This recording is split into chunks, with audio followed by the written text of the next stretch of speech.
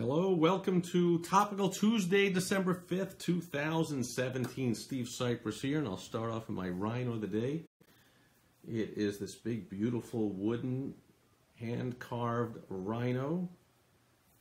Doesn't say where it was made or carved, but it is substantial, heavy, and beautiful piece of art, and in excellent shape. One of the many rhinos in my collection. There you go. So, what is going on? Just about every day, I don't have to tell you, hey, Brian is here. Great to see you, man. What is going on in the news? Like, everything is all about who can you trust? Like, this whole sexual harassment, sexual predator thing that has been going crazy, and I really think it's just getting started as more women, more victims get bolder and bolder to come out. Hey, Brian. And so, we're going to see constantly that, and you have to wonder every time you watch a movie or see a TV show or see a politician or a newscaster, like, who can you trust? What's going on? I mean, even, not to mention just in the broadcasting itself, I mean, same set of facts. And it seems now that just about any TV channel you watch, they have an agenda. Any newspaper or periodical you read, they have an agenda. I mean, I seem to remember, maybe I was naive, but growing up, I mean, there was not much difference between the three major network, evening news shows, except for which personality you liked delivering the news. But the news is pretty much all the same. You could watch all the channels, and whether it was Huntley Brinkley or David Brinkley or Walter Cronkite or, whoever's producing, giving the news, it was all the same news. Hey, today this happened, this many people died in Vietnam, and this happened over here, and this happened there, and this and that. It was just news. Now, it's just amazing. Of course, it's wildly entertaining, but it's also, you just can't take at face value anything anybody says. You always have to figure out where they're coming from, what's their agenda. They will ignore some aspects of the facts and emphasize others, and there's so much what if, and what do you think this means, and you can't, you don't just get the facts. So it's all a matter of, we got to know who to trust. Christopher Bell is here. Great seeing you. So in the world where everyone that's a potential buyer of yours or a customer of yours, hey, Kathleen, good to see you, is wondering who they can trust, it behooves us as business owners to present ourselves and our business and our products or services in a trustworthy manner. So I'm going to share today a few ways to engender trust in your prospects, your customers. 3 big ways to do. Okay, and it all comes down to the word proof. Okay, because people have to feel that things are proven so that they can therefore trust that what you're saying. Now, here's the good news. If you generally, who knows nowadays what's going on, but generally, if you can show that you can be trusted in one area, it's likely that that's going to carry over. So the first time somebody sees you, or goes to your website, or gets something for you in the mail, or sees a video, or sees a social media post, or a video like this, or anything, they're wondering, who's this guy, and can I, or woman, and can I trust him or her? But it's likely that if they believe you're trustworthy from something you put forth in that one message, that they would then watch other videos or go to other pages on the website or watch other articles or get more things in the mail from you and believe, they give you the benefit of the doubt to start with, hey, I believe this person's trustworthy, and you can have trust until you break it, of course, like you see in these supposedly trusted newscasters delivering our news.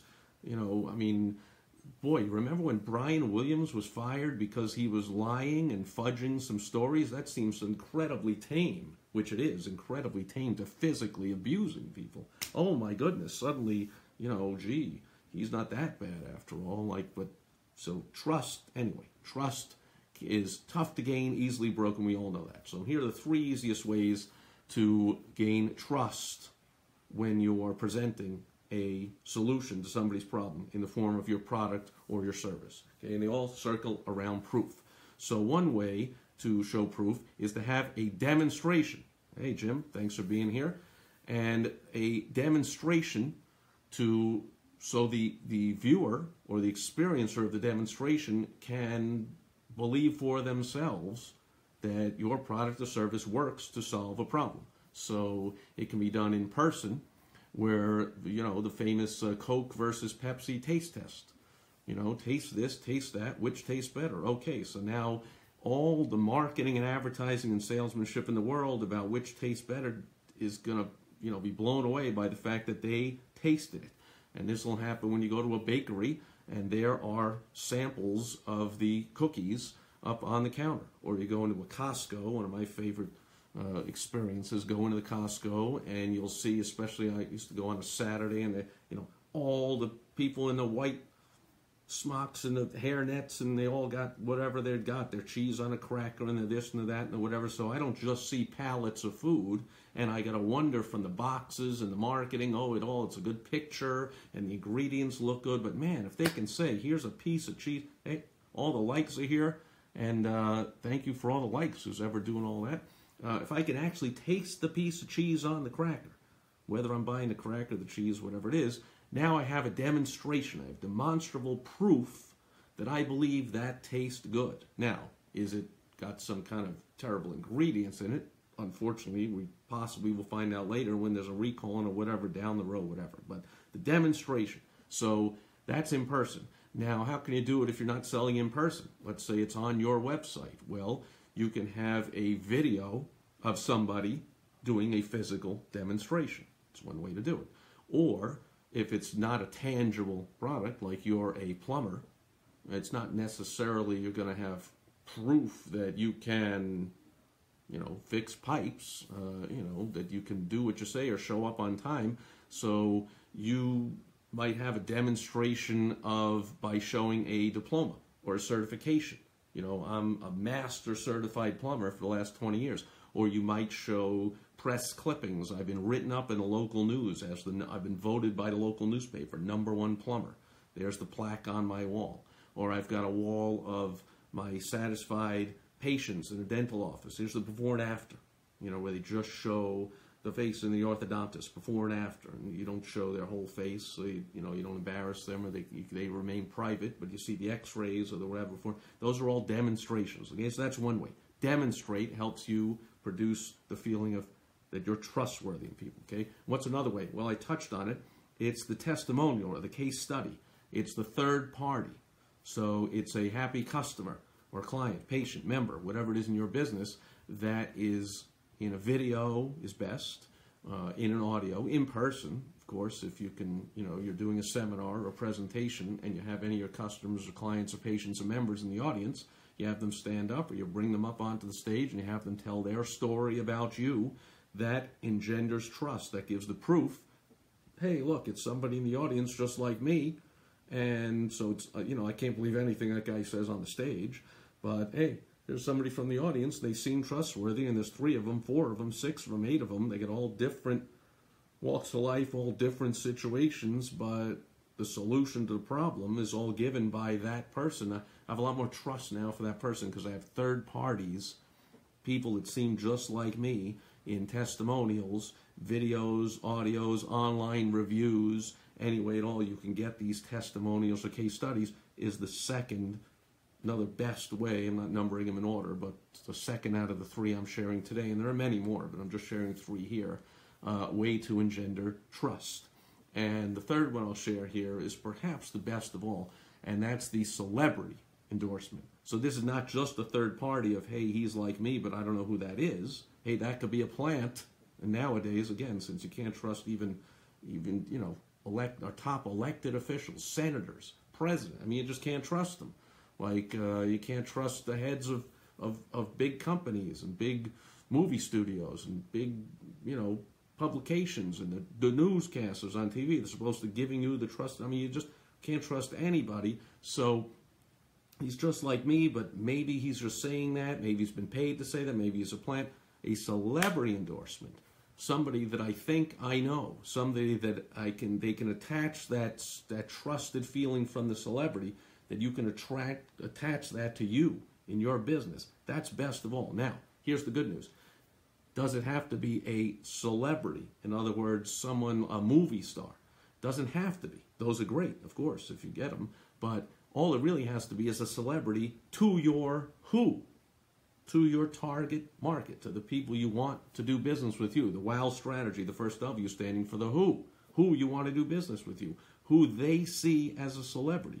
So it can be celebrity in the field. So again, using the example as a plumber, it could be if you are, let's say you are a plumber in such and such local town, and the mayor of that small town says, hey, when Steve the plumber came to my house, he came on time, didn't smell like smoke, didn't play loud music, didn't curse in front of my kids, he was well dressed, he was clean, and he fixed that thing that 2 other plumbers hadn't been able to fix. He fixed it quick, and he cleaned up everything. There was nothing left behind. And I couldn't believe the bill when he gave it to me. It was even less than I thought it could be. So, I mean, there's this guy, I mean, I wouldn't use anyone else. And that's it. So, over and out from the mayor of your town. Now, in the grand scheme of things, is that a celebrity? The mayor of a small town, maybe 30,000 people in it? No, but to the people in that town, there's a celebrity. Or maybe it's the principal of the high school in that town, or the head of the Elks Club in that town, or so it doesn't have to be a celebrity. I got to get Kim Kardashian to tweet about me. It doesn't have to be that. Great if it is. But it just needs to be someone your market sees as a celebrity. So, for instance, I help a lot of people do commercial, business-to-business kind of sales. So let's say it's a plumbing supply company that's selling to plumbers. Well, the plumbing supply company, the endorsement they might have is from the head of the plumbers union, from the head of the plumbers association that's giving out the certifications, that the plumbers would know who that is. You, me, anybody else would maybe not know who that is, but the plumbers know who that is. So if the head of the plumbing union, the head of the plumbers association says, this is the most trustworthy supplier for all you plumbers, he's the one I use in my business and such, that is the best endorsement. That's the best proof of all you can get, is the celebrity endorsement. So those are 3 ways to engender trust, and I got dozens more. So hit me up. If you want some help from me, you can go to stevesipress.com/help. Otherwise, tune in. I continue to record these videos every day. I don't see any questions, comments, concerns, other than general concern of like, holy moly, who else? You know, today is almost over. Tomorrow, who's going to appear out of nowhere that suddenly, after all these years, I thought I could trust the person, I can't trust them anymore. I mean, even you got these indictments. How about this one? The Trump's, whatever, the head of something, is indicted for lying to the FBI. And that's some major big story. The guy's indicted for lying. I don't follow it closely, obviously. I don't even remember the guy's name, but like, wasn't it like a year ago he admitted he was lying? Like, Trump fired him for lying. Trump said, like, he lied to me, so he's fired. And now it's big news. He admitted he's lying. Like, how's that news? Like, admit that he colluded. Admit that and collusion isn't even illegal. Admit that he did something illegal other than lying, like lying about something that wasn't illegal. He's just guilty of lying. Like, it's so ridiculous now. Like, so all we see in the news is about people lying, and then you watch one station and they're like, oh, he's pleading guilty to lying, and what that means is everybody he's ever known must be lying and guilty of everything. And then you watch the other channels and they go, he's convicted of lying, which means nothing for anybody else. It's just something isolated that he did. It's only, I mean, we don't know who to trust even giving us the news about lying. So the whole thing is craziness. Is your head exploding like mine? Does it make you want to just crawl up in a ball and like say, forget it? We can't. And nobody, and your customers or prospects, patients, members can't either. We all have to keep spending money. We have to keep buying stuff. We're always going to need solutions to problems. People are going to need plumbers, doctors, lawyers, dentists, heating and air guys, consultants, coaches, all kinds of walks of life. People are going to need services and products, and they're going to need your products and your services. So they're going to have to buy them anyway, and they got to buy them from somebody. They're going to want to buy them from somebody they believe, at least at the moment, until proven otherwise, that they can trust. So do those 3 things for starters, and realize how important it is, maybe more important than anything else nowadays, that you engender trust when you're dealing with people and looking for more customers, clients, or patients. And Brett says trust is hard to come by these days. Certainly is. But in the world of small business, and in all walks of life, it's important. But in small business, it's something we can do much easier than those that are doing it on a larger scale, because of a lot of the lying and the mistrust comes from a lot of pressure. You know, there's a lot of pressure on politicians to win the race, and therefore to lie about, you know, gee, I didn't have any emails on my email server like that were classified. Well, yeah, you did, but like there's a lot of pressure there. Or I didn't, you know, whatever these politicians, you know, you can just expect politicians lying about everything. When it comes to a small business owner, we have a lot higher standard than politicians, and people expect more out of us. We also have more competition. Pretty much, once they get through the primaries, there's no competition for politicians. Like, conservatives are going to vote for the conservative, and liberals are going to vote for the liberals. Whether they molest children, or whether they lie about everything, or whether they smash their email servers with a hammer, or whatever they do, people are still going to vote for them because they have no other choice based on the issues they represent. But when it comes to a local plumber, it's likely people got 20 to choose from. Okay? You want to do as much as you can to get the sale, and you want to do nothing that will take away from the sale and make people not buy. And having any kind of exaggerated claims or any other way that people are not going to trust you is definitely a reason, especially now more than ever, people's antenna are up for trust. They will not buy from you. So do everything you can to engender trust, grow your business, because small business is the backbone of every economy, and especially here in the U.S. So that's why I record these every day. My hope is to help you to grow your business stronger. That's it for today, Topical Tuesday. Thanks for all those likes. Thanks for everyone being here live, everyone watching on the replay. I'll be back tomorrow with Wisdom Wednesday, and I hope you'll join me then, and I will see you there. Bye.